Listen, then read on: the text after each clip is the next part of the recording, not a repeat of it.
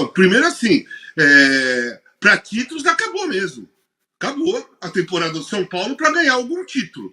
Agora o São Paulo tem que brigar para continuar na zona de Libertadores, brigar lá em cima, subir cada vez mais na tabela, não pode desmotivar, não pode perder o foco, porque senão acaba até perdendo uma vaga na Libertadores aí no campeonato. Está tudo apertadinho ali. Onde a região que o São Paulo está apertada. Então ele tem que voltar para o campeonato e jogar mesmo. Jogar como se fosse ganhar um título. Porque senão perde até a vaga da Libertadores. Não pode deixar cair a motivação, o foco, né? Agora, sim, sinceramente, o Botafogo é melhor que o São Paulo. Tem um time mais forte. Tem um time mais com mais jogadores que podem decidir a partida a qualquer momento. Quando empatou lá, 0-0, eu falei assim, eu não mudei minha cabeça. Eu falei, o Botafogo pode ir lá no Morumbi e ganhar a partida, porque é um time melhor. O que poderia equilibrar o jogo hoje? O que poderia equilibrar? É a atmosfera do Morumbi, o ambiente de Libertadores, que sempre foi uma conexão diferente mesmo. Os torcedores do São Paulo, quando vai para a Libertadores, eles vão confiantes, sempre acreditando que o time vai ganhar, vai passar, mesmo fazendo tempo que não acontece isso, mas eles ainda continuam com aquele clima. O São Paulo tem uma história pesadíssima na Libertadores, pesadíssima, é tricampeão e perdeu uma nos pênaltis no Morumbi, então chegou ali podendo ser 4 vezes campeão da Libertadores, 3 mundiais, enfim, é uma equipe com um peso na história enorme. O Botafogo não. Então ali era um time melhor, a minha visão, né? Era um time melhor, com mais jogadores que poderiam decidir a partida em qualquer momento. O Almada, Luiz Henrique, Igor Jesus, são jogadores que eles podem decidir ali numa jogada que ninguém espera, eles acabam clareando e fazendo gol. Mas eu pensei sempre que essa atmosfera podia equilibrar. E ela equilibrou mesmo. Os jogadores se sentiram motivados o jogo todo. Mesmo quando tomaram o gol, continuaram jogando, apesar que o Botafogo jogou melhor no primeiro tempo, mas o São Paulo continuou jogando. Saiu um pênalti. O São Paulo perdeu o pênalti, mas não caiu a motivação porque a torcida não desmotivou. A torcida alimentou a possibilidade do São Paulo classificar o jogo todo. Os jogadores não tinham como perder o foco, não tinham como desmoralizar, não tinham como ficar sem moral no jogo, porque o barulho e a atmosfera era positiva. No segundo tempo, o São Paulo foi melhor. Eu acho que foi a primeira vez que eu vi o Arthur Jorge, e na minha visão, né, errar nas escolhas de alteração no segundo tempo e deixar o time mais defensivo, talvez para arriscar um contra-ataque ou outro, até que ele teve, hein? O Botafogo teve chance de fazer o segundo gol no segundo tempo, mas foi dominado pelo São Paulo, pelo ímpeto do São Paulo, não pela técnica, não pelas jogadas ensaiadas, nada disso. Foi um ímpeto do São Paulo que começou a apertar o Botafogo lá atrás, começou a ter confusão, os jogadores se batendo, dando chutão, o Botafogo não ia dar chutão para todo lado. Então o São Paulo estava deixando o Botafogo desconfortável. Quando empatou o jogo, dali em diante, eu tinha quase certeza que o São Paulo ia conseguir fazer o segundo gol, porque o time do Botafogo se assustou, já estava desconfortável antes, ficou muito mais desconfortável e assustado, porque aí o ímpeto subiu e o São Paulo ia para cima. E a minha opinião é aquela do destaque do início do programa. O Rafinha, com toda a experiência que ele tem, com toda a rodagem que ele tem, anos de Europa, de Bayern de Munique, final de Champions, campeão de Champions, várias vezes campeão do Campeonato Alemão, você tá com o seu time acaba de empatar, a tendência é ir para cima e encurralar o adversário. Você não pode sair do banco e ir lá arrumar uma confusão com o cara que ia bater o lado. Ele estava fazendo cera o lateral do Botafogo. Ele estava fazendo cera. Ele ia demorar um pouco para pegar a bola. Não quis pegar a bola das mãos do Zubeldia. Ele ia enrolar um pouquinho ali. Só isso. Ele ia só enrolar um pouquinho. O Rafinha vai lá e cria uma confusão de 4 minutos que abafou todo o ímpeto do São Paulo, toda aquela força que o São Paulo adquiriu quando empatou o jogo, toda aquela explosão da torcida, o delírio que a torcida ficou, que não ia parar de fazer barulho até o final do jogo, ela murchou, porque o Rafinha murchou com aquela confusão. Tomou um vermelho, não iria jogar uma semifinal, se passasse para a semifinal. Olha o resultado de uma atitude. Olha o resultado de uma atitude que, às vezes, o cara está em campo, ele acha que aquilo que ele vai fazer é a experiência. A experiência dele seria acalmar os caras do banco e deixar o cara pegar a bola para bater o lateral. Ali iria usar a experiência que ele tem de anos e anos de futebol e de Europa. Eu, assim, na hora que começou a confusão, eu estava conversando com meu filho pro celular, eu falei para ele, dá uma olhada, ó, o Rafinha esfriou o jogo e quando voltar vai estar todo mundo igual. E o São Paulo estava com a moral altíssima e o Rafinha diminuiu o ímpeto do São Paulo. Ali deu uma murchada, aí foi para os pênaltis. Eu acho que não iria para os pênaltis. Para ir para os pênaltis, o Botafogo ia ter que se virar para bloquear o ímpeto que o time do São Paulo iria para cima com a torcida inflamada, aquele barulho todo. Eles iam ter que se virar para não tomar o segundo gol. E o Rafinha quebrou o galho. Essa é a minha visão, hein? Não tô falando que a culpa é do Rafinha, não. Eu tô falando que ele, ao invés de ser experiente, ele foi inexperiente naquele momento. Foi guri o Rafinha, foi juvenil naquela atitude, com certeza. Coisa. Mas assim, eu tô falando aqui fora, olhando. Claro, cabeça quente ali, né? Então, por ter jogado, eu percebi, eu tive essa visão, essa percepção. Mas eu não sei se eu, no lugar do Rafinha, também não ficaria querendo fazer que o cara cobre o lateral rápido. Talvez, eu não sei. Claro. Pode ser que sim. Eu era um cara mais tranquilo, mas pode ser que sim. Mas como eu não tô lá, eu só tô aqui para analisar, eu acho que o Rafinha deu mancada naquele momento. Com certeza, né? Na hora ali a gente não sabe, cabeça quente, clima do jogo, é muito difícil se controlar também, a gente entende totalmente. Mas o pessoal aqui no chat da nossa live, Danilo, já escolheu alguns culpados, principalmente os torcedores do São Paulo, e o pessoal do Botafogo tá num bom humor, assim, que a gente entende totalmente, né?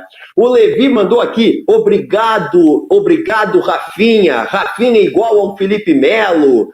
Deu uma corneta no Rafinha aqui, mas os torcedores do São Paulo, eu vi citarem aqui já o Nestor, por causa do pênalti perdido, a cobrança muito mal feita. O Caleri foi citado, chamado de negligente por alguns torcedores, apesar de ter feito o gol também. O Lucas, por ter perdido o pênalti no primeiro tempo. O pessoal está escolhendo, e principalmente o Rafinha e o Luiz Gustavo. Teve um parceiro aqui que eu perdi o nome dele porque é muita mensagem. Ele disse que o Rafinha e o Luiz Gustavo têm que se aposentar, que eles são aposentados em campo. É por aí, Danilo? Tem essa situação de vilões nessa eliminação do São Paulo? Ou foi mais o Botafogo que foi melhor, principalmente nos pênaltis, e conseguiu essa vaga? Não, eu acho que o Botafogo ele foi melhor por 60 minutos, mais ou menos. Foi a hora que eu vi o Botafogo caindo fisicamente, foi a hora que o Luiz Henrique sumiu do jogo, um pouquinho depois disso, ele depois da mão no peito, foi substituído. O próprio Igor Jesus deu uma sumidinha no jogo. O Botafogo é um time muito físico. Por 60 minutos foi muito melhor que o São Paulo. É verdade que não foi aquela pressão do primeiro jogo, mas estava controlando, fez 1-0, estava controlando, estava tranquilo. O Caleri estava sendo engolido pelo Bastos e pelo Barbosa. O Lucas não tocava na bola, o William Gomes não tocava na bola, o Wellington Rato não conseguia tocar na bola. O Zubeldia ainda fez a substituição ainda no primeiro tempo para tentar mudar isso, mas por 60 minutos o Botafogo foi muito, mas muito melhor que o São Paulo. E realmente me impressionou, porque assim, o Caleri, o Casão sabe melhor do que todos nós, mas o Caleri é o jogador que faz pivô, que incomoda, que briga com... Tem duelos épicos dele com Gustavo Gomes, com outros zagueiros, aqueles jogos que você vê pô, o Caleri é brigador, e ele estava sendo engolido pelo Bastos e pelo Barbosa. E aí o Botafogo, a minha opinião, é que morreu fisicamente, e depois o São Paulo passou a dominar o jogo. É diferente do primeiro do jogo de ida, né? Quando o Zubeldia fez mudanças técnicas e táticas ali do time. Dessa vez foi para mim muito o Botafogo ter caído fisicamente mesmo. Eu até acho que depois a gente pode falar um pouco melhor disso, mas dessa reflexão que o Botafogo precisa fazer dessa parte física. Mas aí o São Paulo Claro, né? Fica marcado pelo erro do Lucas no pênalti, porque ele também não estava jogando bem, não jogou bem na ida. Por esse gol do Caleri perdido antes de ter feito o gol dele, esse gol que, assim, não entendi até agora como ele perdeu, e claro, pelo pênalti perdido pelo Caleri, que a gente imaginava que ele não ia ser o cara que ia desperdiçar essa cobrança, né? Agora, Marinho, Casagrande e todo mundo que tá com a gente, não tem como a gente falar pro torcedor não achar vilão nessa hora. Não tem como. Numa eliminação dessa, doída, que quebra sonho, os caras vão achar um vilão, vão procurar um culpado, embora a gente saiba que é muito mais do que isso. Eu não acho que desta vez tenha ficado marcado um jogador, como em outros momentos, em outras finais, que você vê um cara errando, em decisões históricas que tem aquele cara que fica marcado como o perdedor. Eu acho que dessa vez não tem o cara responsável pela eliminação do São Paulo, mas o São Paulo abusou de errar, como o Luiz Gustavo na saída de bola. O São Paulo errou outras vezes que o Botafogo não aproveitou. O Lucas errou o pênalti, o Caleri errou o gol no... Então, assim, tem várias. Eu não consigo pegar só um para Cristo, embora eu entenda que o torcedor não vai deixar isso de lado, Marinho. Esquece, é briga perdida. Eu quero agradecer o Roberto Amerio Júnior, que mandou um superchat para nós. Ele deu uma cornetada na imprensa, como sempre a torcida faz isso, a gente aceita também, tá? Ele mandou assim: fiquei triste, 3 pontinhos. Mentira, vamos ver a mídia agora. Está comemorando a classificação do Botafogo. O Danilo, Casão, tocou num ponto importante, que é a questão de escolhas, de opções, acertos e erros. Isso me leva até o gancho da disputa entre os treinadores, Arthur Jorge, Zubeldia. E eu queria principalmente, Casão, chamar a atenção para uma atitude que o Zubeldia teve no começo do jogo. Ele fez algo que é pouco comum, ele substituiu no primeiro tempo, era por volta de 30 minutos, ele tirou o William Gomes, colocou o Luciano, melhorou, na minha opinião, o rendimento do São Paulo, mas daí tem aquela coisa, mexe bem quem escala mal. O Zubeldia acertou na escalação, acertou ao mexer, e o Arthur Jorge? Qual a tua avaliação sobre esse duelo, hein, Casão? Não, primeiro é o seguinte, o Botafogo já está merecendo uma coisa legal, acontecer alguma coisa legal na história dele, desde o ano passado, porque o ano passado desperdiçou aquele campeonato, e esse ano está em primeiro lugar de novo no campeonato, e está alcançando uma semifinal com muito mérito. O Botafogo não passou para a semifinal por causa desses erros do time do São Paulo. Passou porque o futebol é isso. Ele também errou, ele poderia ter feito o segundo gol, ele poderia ter matado o jogo e não matou. Jogo de futebol, principalmente quando é decisão, acontece essas coisas. O Botafogo está com muito mérito, mereceu, e é um time que eu estou torcendo para poder chegar à final.